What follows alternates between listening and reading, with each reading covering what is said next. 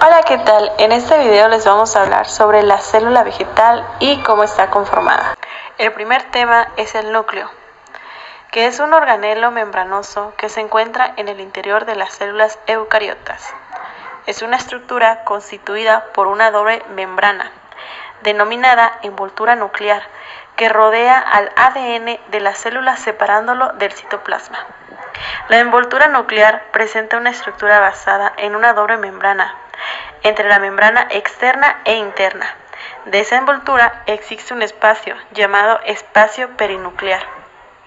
El núcleo está formado por poro nuclear, envoltura nuclear, lámina nuclear, nucleolo, cromatina, nucleoplasma. En la envoltura nuclear, su función es la protección a la acción de enzimas citoplasmáticas a los movimientos del citoesqueleto y regula tráfico bidireccional de sustancias. Membrana nuclear. En la membrana nuclear externa presenta continuidad entre el espacio perinuclear y el lumen del retículo endoplasmático. En la membrana nuclear interna, proteínas únicas y específicas para el núcleo, sostenida por la lámina nuclear. La lámina nuclear, red de filamentos intermedios. Está formada por filamentos intermedios. Su función es soporte estructural de la membrana nuclear, puntos de anclaje de la cromatina.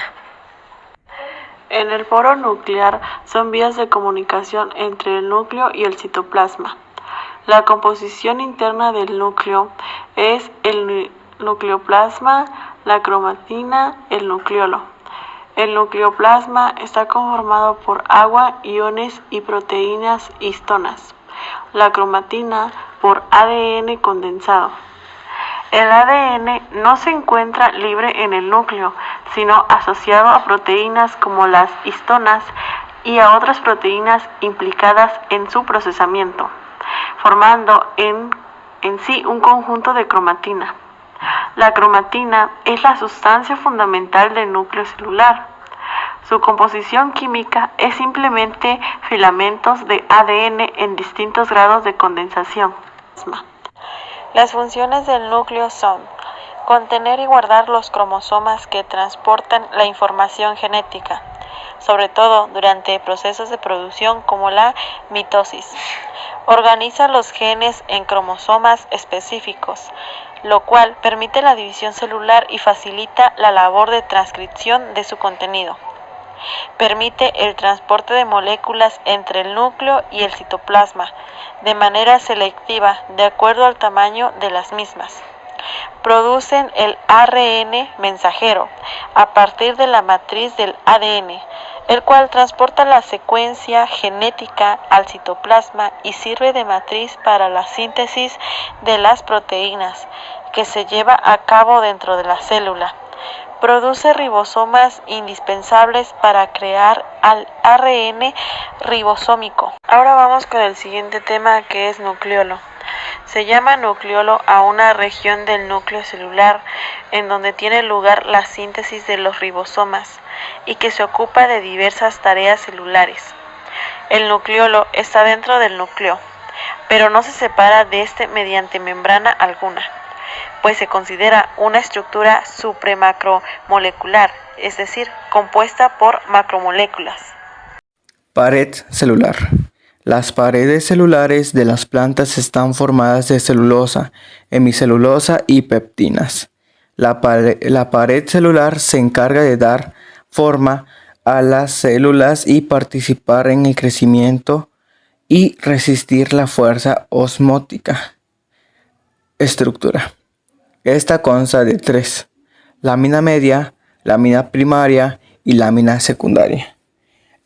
La lámina media es la sustancia intercelular amorfa que se sitúa entre las paredes primarias células vecinas. Esta está formada por celulosa y sustancias pépticas.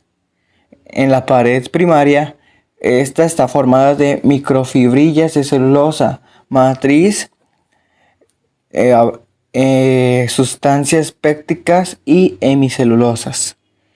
Y la pared secundaria está formada de microfibrillas de celulosa, matriz de hemicelulosas y otros polisacáridos. Retículo endoplasmático rugoso. El retículo endoplasmático rugoso, también llamado retículo endoplasmático granular o ergastoplasmas, es un organelo de una célula que se encarga de transporte y síntesis de proteínas. Se encarga de transportes y membrana. Existe retículo solo en la célula eucariota. Su estructura. Al término rugoso este sector del retículo endoplasmático se refiere a la apariencia de este organelo en las microfibrillas electrónicas, la cual es resultado de la presencia de múltiples ribosomas adheridos a la superficie de la membrana del lado del citoplasma. Su función es producir proteína para el resto de la célula pueda funcionar. El retículo endoplasmático rugoso tiene ribosomas que son pequeños y redondos organelos cuya función es fabricar estas proteínas. El retículo endoplasmático liso es un organelo celular que consiste en un conjunto de estructuras tubulares y membranosas que están conectadas entre sí, los cuales se continúan en las cisternas de su contraparte. El retículo endoplasmático liso se diferencia de un homólogo rugoso por el hecho de no tener ribosomas adosados a sus membranas. Participa en la síntesis de lípidos, desintoxicación del alcohol y otras sustancias perjudiciales. Regula los niveles de glúcidos en la sangre y también sirve como conserva de minerales esenciales como lo es el calcio. El aparato de Golgi es una parte de la célula formada por membranas y hay diferentes tipos de membranas. Algunos son túbulos y algunos son vesículas. El aparato de Golgi está situado cerca del núcleo. De hecho, está también junto al retículo endoplasmático. Y cuando las proteínas salen del retículo endoplasmático pasan por el aparato de Golgi para su posterior procesamiento.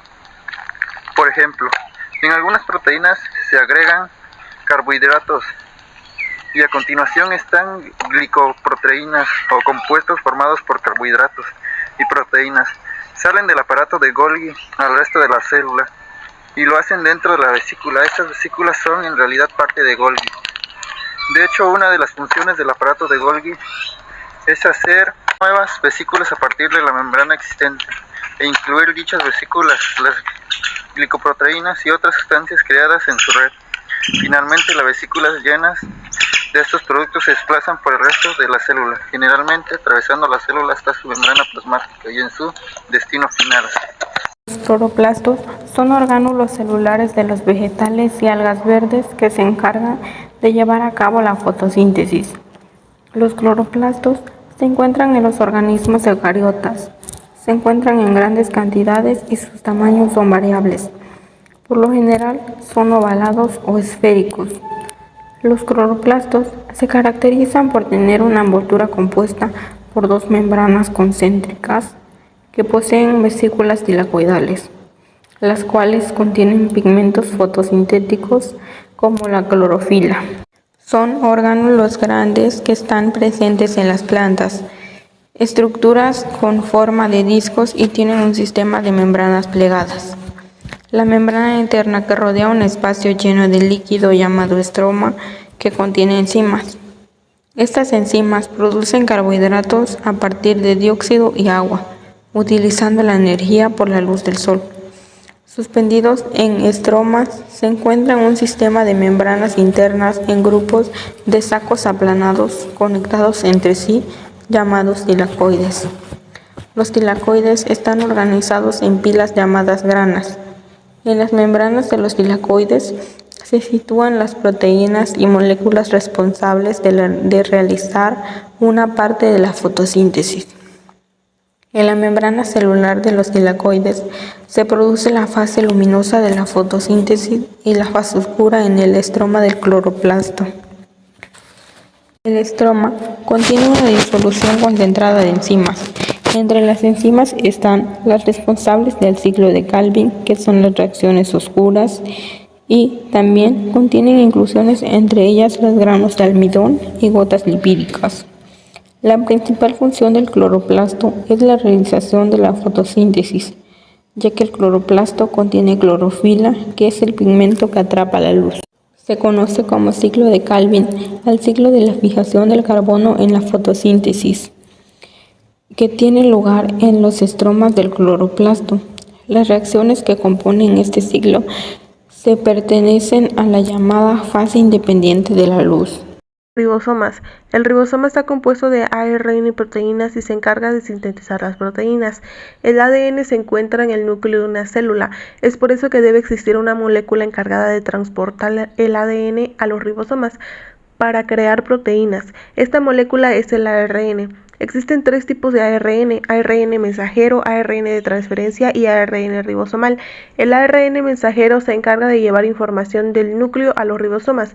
El ARN de transferencia traduce el mensaje del ADN mensajero y el ARN ribosomal participa en la formación de proteínas.